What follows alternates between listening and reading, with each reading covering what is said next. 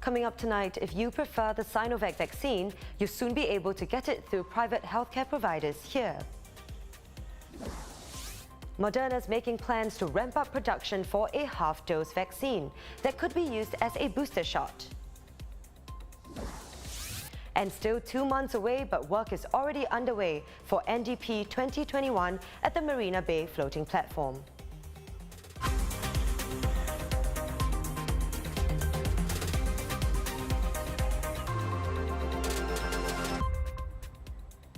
This is the Straits Times Newsnight. Good evening, I'm Chow Suen.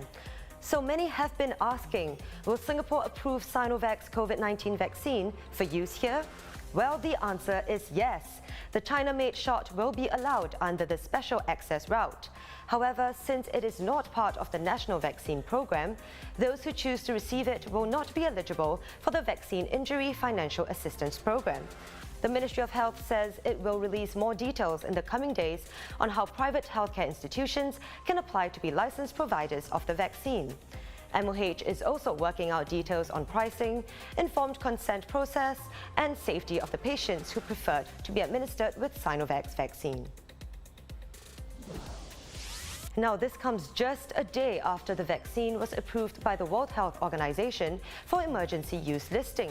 An independent panel of experts says it recommends the Sinovac vaccine for people over 18, with a second dose 2 to 4 weeks later. There's no upper age limit, as data suggested it is likely to have a protective effect on older people. In other vaccine developments, Moderna is planning to halve the dose of its COVID-19 vaccine. The US drug maker has been delivering an approved 100 microgram dose so far, but it's now making plans to also produce a 50 microgram version. According to Moderna, lower doses can help stretch supplies of the vaccine, be used as booster shots to help protect against emerging virus variants, and may also be given to children who may not require a full dose. Here's what a company spokesman said. We're assuming that as of 2022, we're going to have a mix of dose levels on the market. Moderna aims to deliver up to 3 billion doses next year, up from around 1 billion doses this year. But it has not specified the dosing mix. Now, looking at the latest COVID-19 numbers, 24 new infections in the community, with 5 currently unlinked. Of the 19 linked cases, 18 had already been placed under quarantine, with 1 detected through surveillance. There are also 7 imported cases today. And for those of us who can't wait to be in London, here's some good news. British Airways has just announced that it will resume flights from Singapore, with its first passenger flight since late December 2020, departing for London Heathrow later tonight. The airline's teams are finalizing preparations to ensure that the first trip many of their customers have made in a while is as comfortable and as convenient as possible.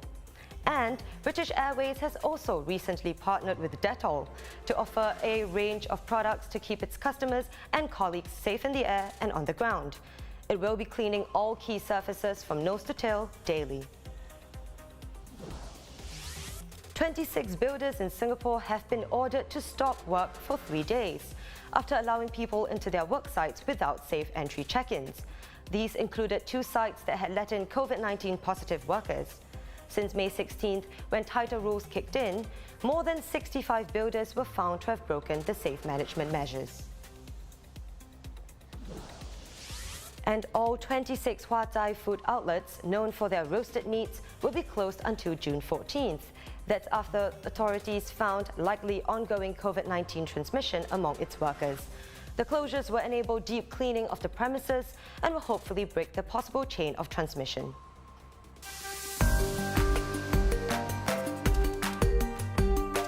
Now let's take a look at what's been making waves online today. In the midst of much uncertainty in a year of cancelled events and muted celebrations, preparations are underway for this year's National Day Parade, to be held at the Marina Bay floating platform and up to 6 heartland locations. Now, despite uncertainties over the number of people who will be able to attend, especially under COVID-19 restrictions, the Ministry of Defence called 5 tenders between February and last month for goods and services specific to NDP 2021, with the caveat that requirements might change due to the evolving virus situation. In tender documents seen by the Straits Times, organizers called for the provision of publicity materials, props, costumes, lighting systems, and a rainfall special effects system. Now, I guess it's true that all good things must come to an end. The fifth and unfortunately final season of Kim's Convenience has begun streaming on Netflix. For the uninitiated, the series, which premiered in 2016, follows the Korean-Canadian Kim family from Toronto as they navigate their day-to-day lives. The show has been lauded for its authentic and comical portrayal of immigrant families to North America. I love this show, and I can't wait to binge through the final few episodes. And now let's check out what is reportedly the world's most expensive car, the Rolls-Royce Boat Tail. With an estimated price tag of between 25 to 28 million US dollars, the open-air nautical-themed luxury car is one of only 3 such custom-made cars in existence. And while the whole car is quite a sight to behold, the most striking features of this yacht-inspired vehicle are in the back of the car. It unfolds to reveal an umbrella and a set of accessories for a stylish picnic, including a built-in champagne cooler, 2 cocktail tables that open on either side of the hosting suite, and 2 picnic stools. Quite a sight to behold.